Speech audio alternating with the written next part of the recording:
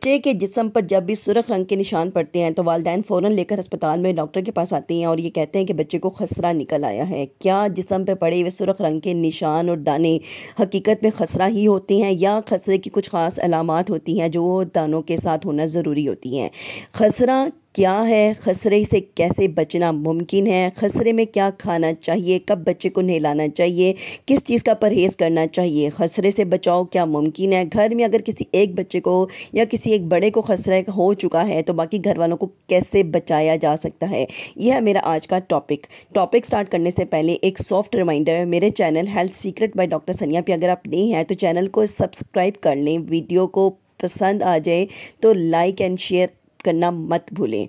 तो topic start करने लगी हूँ। खसरा जिस्म के ऊपर पड़े होने वाले सुर्ख तरह कलर के निशान या दानों को कहा जाता है। खसरा बेसिकली एक बीमारी है जो कि वबाई होती है और ये मूजी होती है। ये छूत की बीमारी की तरह की होती है। अगर एक बच्चे को खसरा निकल आए तो चांसेस ज़्यादा हो जाते हैं कि 2 हफ्तों के अंदर अंदर घर के बाकी रिश्तेदारों को या स्कूल के बच्चों को खसरा निकल सकता है।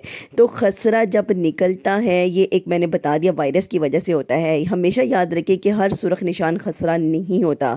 तो जो भी बच्चा सुर्ख निशान के साथ आएगा अगर उसको उस निशानात के साथ तेज़ बुखार होगा, तेज़ बुखार खसरे में एक शर्त है। उस तेज़ बुखार के साथ बच्चे को या तो नज़ला हो सकता है, ज़ुकाम हो सकता है, या आँखों के अंदर से पानी बह सकता है, या आँखें सुर्ख हो सकती हैं, या खांसी लग सकती है, या सांस भी ख़राब हो सकता है अगर ये ज़्यादा हो जाए तो।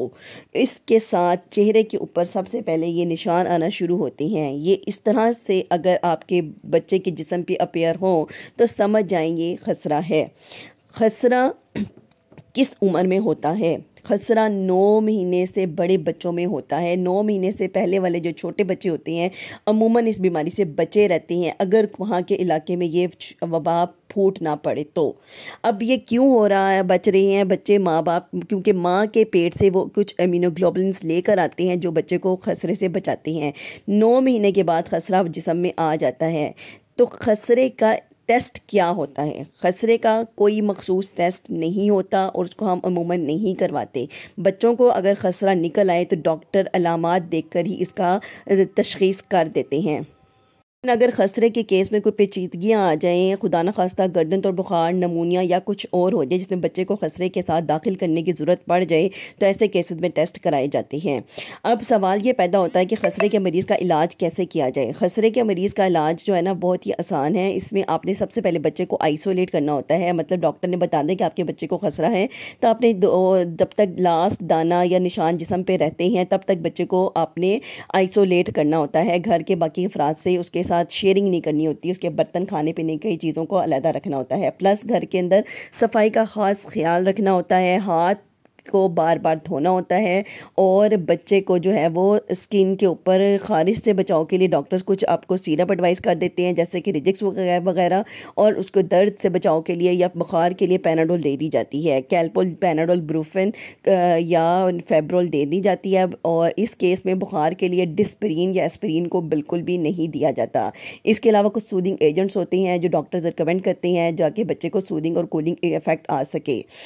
खसरे का मरीज़ जब एक दफ़ा खसरा हो गया तो लेस लाइकली है कि उसको ज़िंदगी में दोबारा खसरा हो, क्योंकि ये वायरल डिजीज़ होती है तो इसलिए इनको दोबारा नहीं हो सकता। लेकिन अगर घर के एक बच्चे को खसरा हो चुका है तो बाकियों को कैसे प्रिवेंट करते हैं ये मैं अभी आपको बताती हूँ। लेकिन एक बात याद रखें, आपके बच्चे को EPI के अंदर हिफाजती टीकों का कोर्स कहते हैं, खसरे का टीका लगाया जाता है। खसरे से बचाव का जो पहला टीका होता है वो 9 महीने की उम्र पर लगता है और जो उसका दूसरा टीका होता है वो 15 महीने की उम्र पर लगता है। लेकिन अगर किसी जगह पर वबा फूट जाए तो वहाँ पर गवर्नमेंट की तरफ से दोबारा वैक्सीन कराया जाता है और ये 5 साल तक के बच्चे को हम कराते हैं और ये सेफ़ होती है, इसलिए इसको आप बिना किसी डरे ज़रूर कराएं।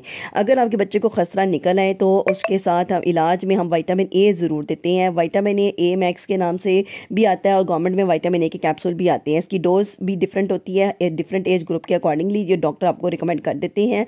आपका डॉक्टर आपको इससे बता देगा।